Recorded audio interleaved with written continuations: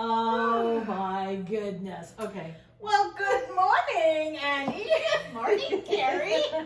Good morning, everybody. It is, so we're recording for Friday, April the 1st. And we are Crumbs from the Pop Tarts. Yeah. Yes, there we go. And we are doing our usual, looking at the readings that are appointed for that day. Even though she was dissing my shoes a little bit. She has like sandals on. They're sandals.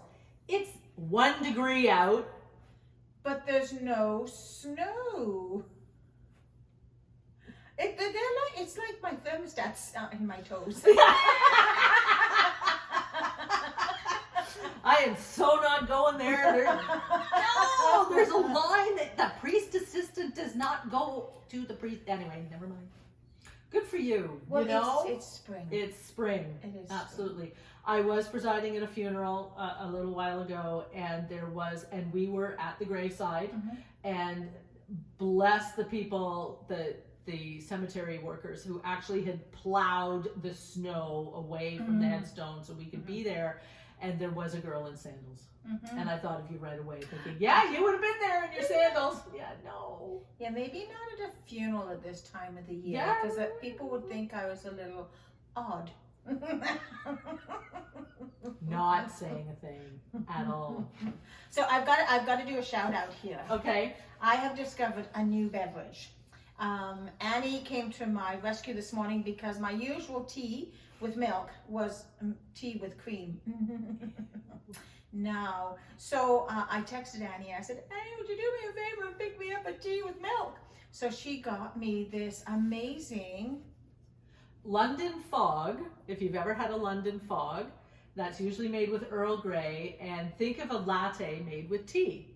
So this is instead of a London Fog, we'll call it a Pico Fog because it's made with orange Pico tea. And then frothed milk on top. Right. And I was a little nervous. She was scared. She was scared. Like milky tea, but it's not milky. It's not heavy at all. It's lovely. Yeah. So shout out to the best ever priestess assistant who saved me this morning with my tea, and to Dizzy Bird who made this awesome tea. And they also roast their own coffee beans, so a good shout out to them. They're pretty cool. And it's just really nice. I love small town independent companies. I also love my ladies over and gentlemen over at Timmy's as well. Right. And I love seeing them every day. But sometimes this was a treat. There so you go. Thank you. So every Tuesday. There we go.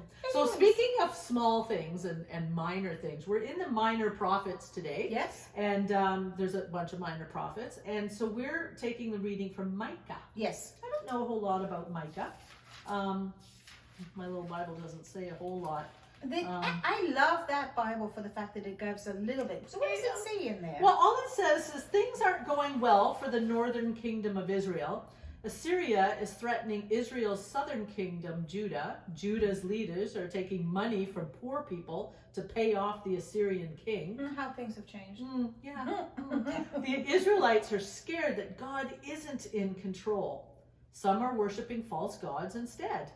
God calls Micah to speak a message to the people so things will turn around. The message includes strong words about their behavior, but it also promises a Messiah who is on the way.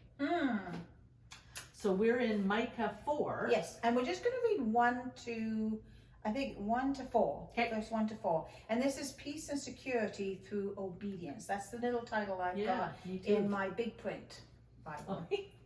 I have the same one. It just happens to be an orange.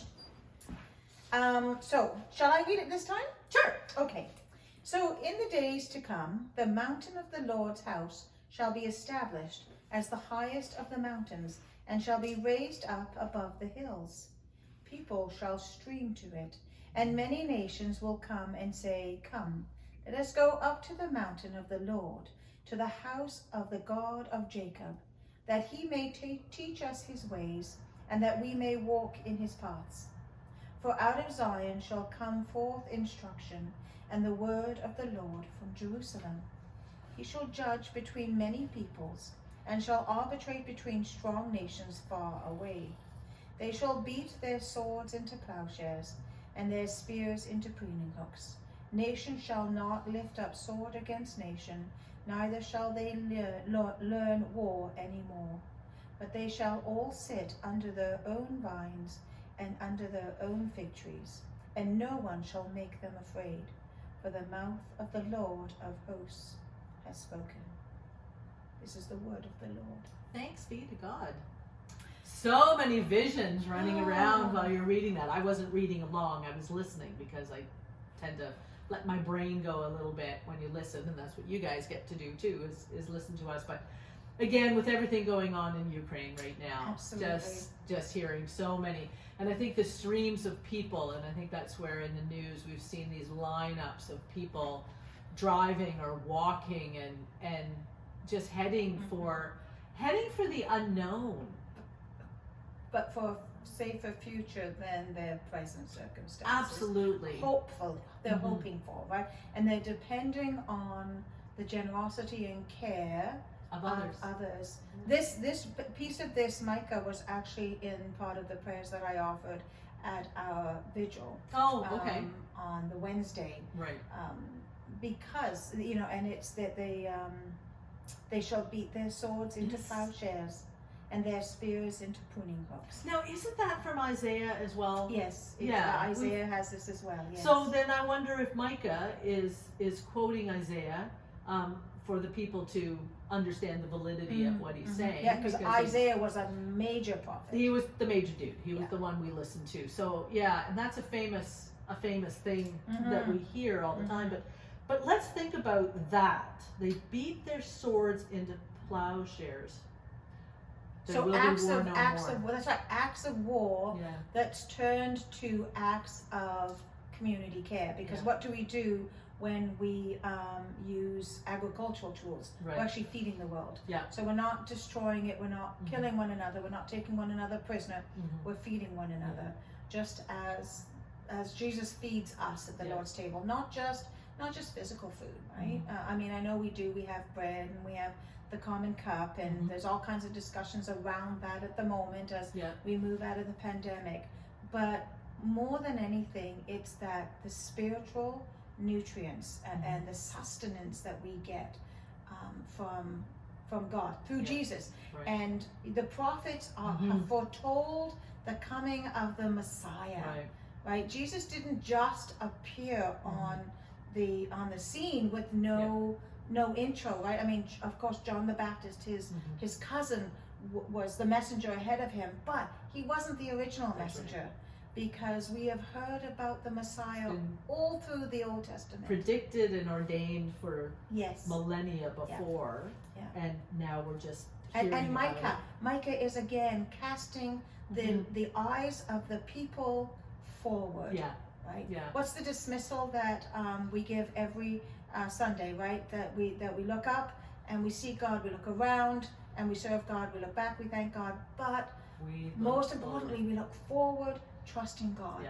And whatever it is that we're in the moment, however wonderful or however awful, God is with us, and the promise that we will come through this to something better, something greater, right? But I think, I'm thinking of those that have left countries, whether it's this year or other years, because of persecution or just for a better life, and leaving everything behind, and how difficult. I mean, you've moved a number of times all over the place, I mean, in different countries, but you've left behind friends, work, a life that you created. Things that make you comfortable while you're there. Right. They're transitory, right? And all of a sudden, now you're going into something completely unknown. Yes. You have no... So I think the picture that strikes me the most is people that have left, again, I'll go back to Ukraine, left Ukraine and gone to the next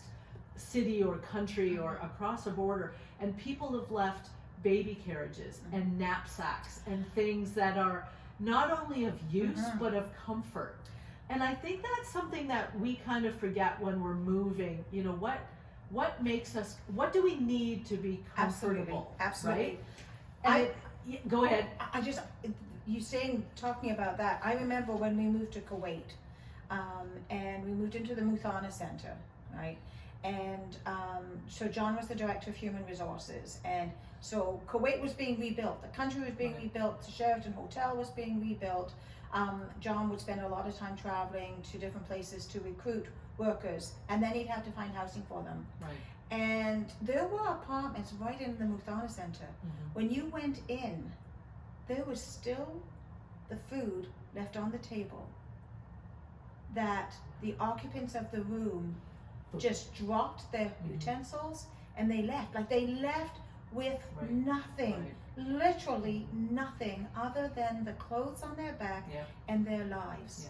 And when some of the aggressions between Kuwait and Iraq was still going on after we moved there, we had to have a bag packed. A go bag. Right? That everything that we needed was just in that as you run out the door. And that is something for many of us in this part of this side of the world, this part of the world, have no comprehension of. But look at what Jesus asked his disciples to do. Drop everything what you're doing and follow me. And they did. They did. Right? Like, okay, probably people are thinking, well, they didn't have much. Okay, they didn't have what we have now. Like, you know, we don't go anywhere without our cell phone, and we make sure that we've got the keys to our house. And for me, it's always a water bottle somewhere. And, you know, like all of those things. But, okay, was it a simpler time? I tend not to use the word simpler because it was definitely more dramatic. But for people, especially for Andrew and Simon, James and John, James right? and I John. think of them as the original, like those first disciples, right? Just drop your nets and off you go. Leave family. Trust that family is going to be safe while you're leave walking your livelihood. around. Like, just walk away and follow. Like, what? And here, I think Micah is saying, change what you've been doing. Change everything. Because what you've been doing is not necessarily the right thing. He never says that. No. But he says, change what you're doing. Change your thinking. And we all know that's really, really hard to do. It is. However, I must admit that for the last 2 years, we've been so acclimatized to putting masks on wherever we go and doing everything. And then when there's changes that happen to give us more freedom, we kind of balk at it. We sit back and go, I don't know that I'm ready for this, right? Like, what if? And that's what I'm wondering if, like, the people in, you know, the Israelites, and they're just thinking, this is all I've known, and now you're changing it on me? What? Well, and I just think, right, that peace and security through obedience, which is the heading of this reading, is not the obedience to earthly law. Right. It's obedience to what they were called to through the teachings of their scripture, the Torah, the Pentateuch, right? So it was about, again, we talk about seeing with divine eyes rather than human eyes, right? Seeing beyond what seems to be the only reality of the moment. I sleep with my window open, right? And I have to tell you, this last week, hearing the dawn chorus before the dawn is my favorite time of the day. Because what it is that we hear evidence of something we can't see yet. And I think Micah is talking about this as well. We see evidence of we hear evidence of something we can't see yet, right? And I think that should be put on a tattoo somewhere. We hear evidence of something we can't see yet. That's dawn is that. I love dawn for that. So I need to write that down. I may need that on Sunday. You're so helpful. Well, thank you. I had 1 or 2 flashes of that.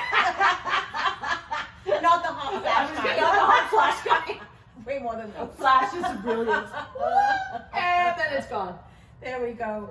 So on that note, from Micah, right, where we look to God, where we come to the highest mountains and we praise God and we seek His teaching and we see wars cease, and we see communities, a world that comes together to tend for one another. I think that's an ideal place maybe to end our conversation today. So thank you for joining us for our Friday Crumbs. Crumbs. From the Pop-Tarts, of course. And we look forward to seeing you next week. So until we see you again, take care and God bless. Be well. Bye-bye.